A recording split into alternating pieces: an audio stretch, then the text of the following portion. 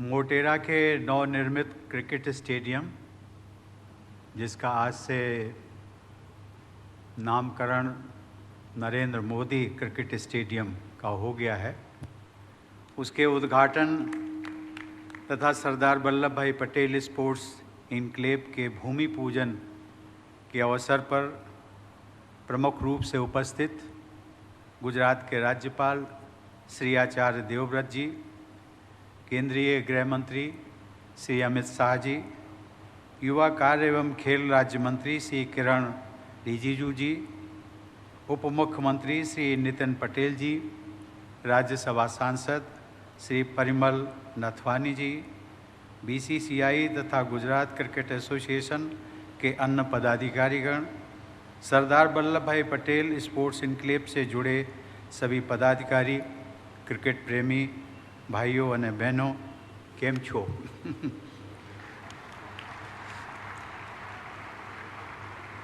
Gujarat cricket association द्वारा निर्मित વિશ્વના સૌથી મોટા ક્રિકેટ સ્ટેડિયમનું ઉદ્ઘાટન કરીને મને ખૂબ આનંદ થયો છે.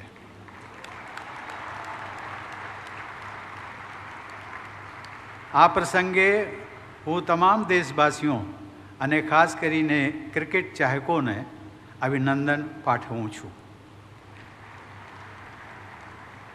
यह एक उल्लेखनीय सुखद संयोग है कि लगभग 4 दशक पूर्व मोटेरा में निर्मित पहले क्रिकेट स्टेडियम के निर्माण के शुभारंभ के समय मेरे पूर्ववर्ती तत्कालीन राष्ट्रपति ज्ञानी जेल सिंह जी यहाँ आए थे और इस स्टेडियम निर्माण के पूर्ण होने तथा इसे राष्ट्र को लोकार्पित करने का सौभाग्य मुझे आज मिला है. गुजरात सरकार द्वारा इसी परिसर में बनाए जाने वाले सरदार वल्लभ भाई पटेल स्पोर्ट्स इनक्लेव का आज भूमि पूजन करके भी मुझे बेहद खुशी हो रही है.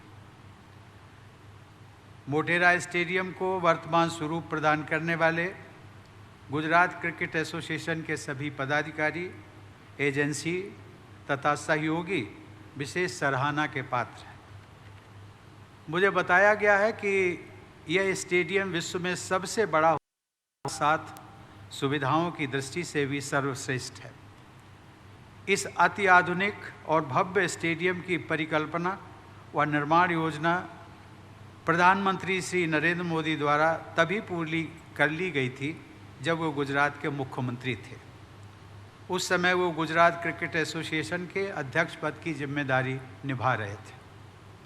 उनके बाद एसोसिएशन के अध्यक्ष का पदभार केंद्रीय गृह मंत्री श्री अमित शाह ने संभाला और उनके कार्यकाल में इस स्टेडियम का निर्माण कार्य पूर्ण रूप से संपन्न हुआ.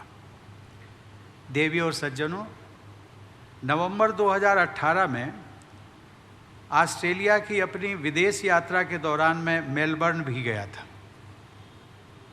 तब मुझे बताया गया था कि 90,000 दर्शकों की क्षमता से युक्त मेलबर्न क्रिकेट ग्राउंड विश्व का सबसे बड़ा क्रिकेट स्टेडियम था.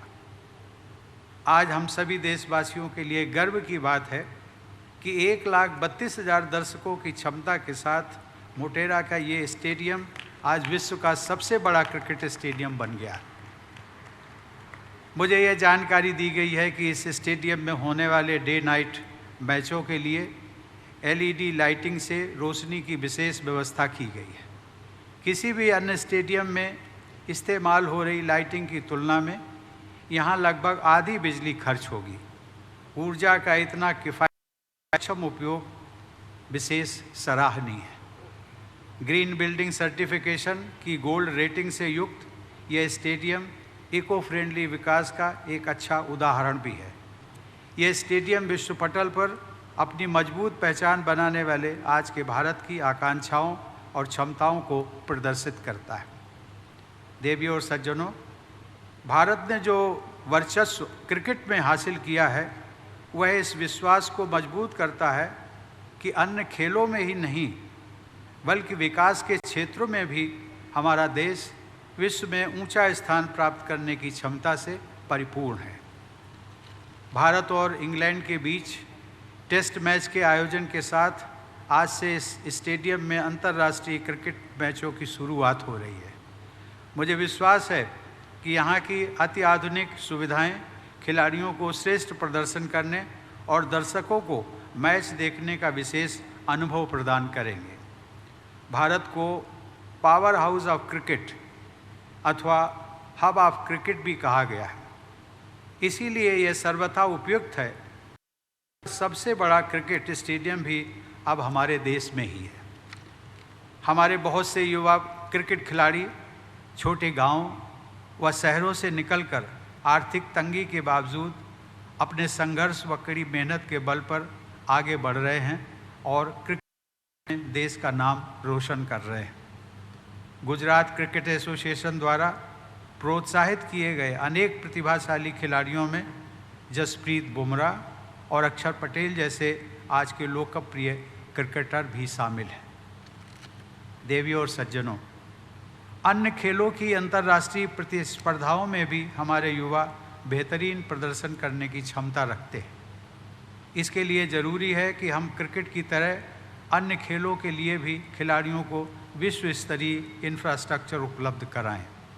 इस स्टेडियम के परिसर में ही अंतर्राष्ट्रीय स्तर का स्पोर्ट्स इनक्लेव बनाने की पहल के लिए मैं गुजरात सरकार को बधाई देता हूं। मुझे बताया गया है कि यह स्पोर्ट्स इनक्लेव एक मल्टी स्पोर्ट्स वेन्यू के रूप में खिलाड़ियों के लिए उपयोगी सिद्ध होगा तथा राष्ट्रीय खेलों और एशियाड जैसे अंतर्राष्ट्रीय आयोजनों की मेज़बानी की सुविधाएं भी प्रदान करेगा। मुझे जानकारी दी गई है कि यह पूरा इनक्लेव अंतर्राष्ट्रीय मानकों के अनुसार और सस्टेनेबिलिटी के मापदंडों के अनुरूप विकसित किया जाएगा। मुझे पूरा विश्वास है आने वाले समय में वल्लभ भाई पटेल स्पोर्ट्स इनक्लेव अहमदाबाद शहर को स्पोर्ट्स इंफ्रास्ट्रक्चर की दृष्टि से पूरे विश्व में एक नई पहचान दिलाएगा। श्री ने गुजरात के मुख्यमंत्री के अपने कार्यकाल के दौरान राज्य में खेल कूद को काफ़ी प्रोत्साहन दिया था। जैसा कि केंद्रीय खेल मंत्री और केंद्रीय गृह मंत्री के संबोधनों से हम सबको ज्ञात हुआ है कि केंद्र सरकार द्वारा पूरे देश में खेल की एक नई संस्कृति विकसित की जा रही है। खेलो इंडिया तथा फिट इंडिया जैसे अभियान देशवासियों में स्वास्थ्य तथा खेल कूद के प्रति रुझान पैदा कर रहे हैं। टारगेट ओलंपिक पोडियम स्कीम यानी टॉप्स जैसे कार्यक्रमों से खेल जगत में भारत की प्रतिभाशाली उपस्थिति दर्ज कराने के प्रयास किए जा रहे हैं। खेलों से जुड़ी आधुनिक सुविधाएं विकसित की जा रही हैं। खेल प्रतिभाओं की पहचान करके उन्हें विशेष प्रशिक्षण दिया जा रहा है। खेल सुविधाओं का विकास तो महत्वपूर्ण है ही, उससे भी अधिक महत्वपूर्ण यह है कि व्यापक स्तर पर प्रतिभाशाली खिलाड़ी इन सुविधाओं का लाभ उठा सकें। फैसिलिटी तथा एक्सेस टू फैसिलिटी दोनों ही जरूरी हैं। पिछले वर्ष एक समाचार पत्र से मुझे ये जानकारी मिली थी कि दिल्ली में ढाबे में काम करने वाला एक होनहार साइकिलिस्ट बालक दिल्ली में राज्य स्तर की प्रतियोगिता में उधार ली हुई साइकिल चलाकर सिल्वर मेडल जीत चुका था, लेकिन उपयुक्त ट्रैक पर साइकिल चलाने का अभ्यास नहीं कर पाने के कारण वह साइकिलिंग फेडरेशन ऑफ इंडिया की एकेडमी में प्रशिक्षण के लिए होने वाले चयन में विफल हो रहा। उसके पास अच्छी साइकिल नहीं थी तथा ट्रैक के उपयोग के लिए प्रवेश शुल्क के पैसे भी नहीं थे। उस बच्चे को राष्ट्रपति भवन द्वारा एक नई साइकिल दी गई, आधुनिक नई साइकिल।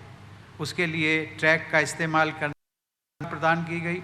उसके बाद वो साइकिलिंग फेडरेशन द्वारा प्रशिक्षण के लिए चयन में भी सफल हुआ और मुझे ये बताते हुए खुशी हो रही है कि अब उस बच्चे को स्पोर्ट्स अथॉरिटी ऑफ इंडिया की ओर से प्रशिक्षण तथा आवश्यक बुनियादी सुविधाएं भी प्राप्त हो रही हैं।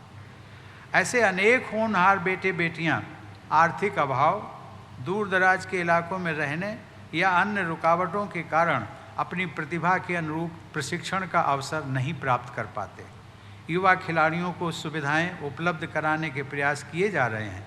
उन प्रयासों को और भी व्यापक स्तर पर आगे बढ़ाने से हमारे देश में छुपी खेल प्रतिभाओं को निखरने का मौका मिलेगा। अच्छी खेल सुविधाएं और खेलों में उत्कृष्टता किसी भी देश के विकास का मापदंड भी होते हैं। टीम भावना विकसित करने में खेलों का महत्व सभी मानते हैं। स्वस्थ प्रतिस्पर्धा की संस्कृति का आधार भी खेल के मैदानों में तैयार होता है। निस्वार्थ भाव से टीम की विजय के लिए अपना योगदान देने की भावना का संचार भी खेलों के दौरान होता है।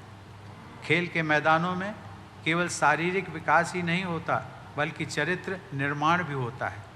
मुझे विश्वास है कि देश की स्वस्थ युवा पीढ़ी एक अच्छे समाज एवं विकसित राष्ट्र के निर्माण में अपना योगदान करती रहेगी। इसी विश्वास के साथ आज शुरू होने वाले टेस्ट मैच के लिए मैं भारत व इंग्लैंड दोनों टीमों के सभी खिलाड़ियों को अपनी शुभकामनाएं देता हूं और एक बार फिर आप सबको इस क्रिकेट स्टेडियम के उद्घाटन तथा मल्टी स्पोर्ट्स फैसिलिटी के शिलान्यास की हार्दिक बधाई देता हूं। खूब खूब अभिनंदन, खूब खूब शुभेच्छाओं, आभार, जय हिंद। नमस्कार, मैं हूं संदीप चौधरी। अगर आपको ये वीडियो पसंद आया हो तो इसे लाइक और शेयर जरूर करें और हाँ, हमें सब्सक्राइब और फॉलो करना ना भूलें ताकि आप देश और दुनिया की कोई खबर मिस ना करें। तो जुड़िए हमारे साथ और देखते रहिए News 24।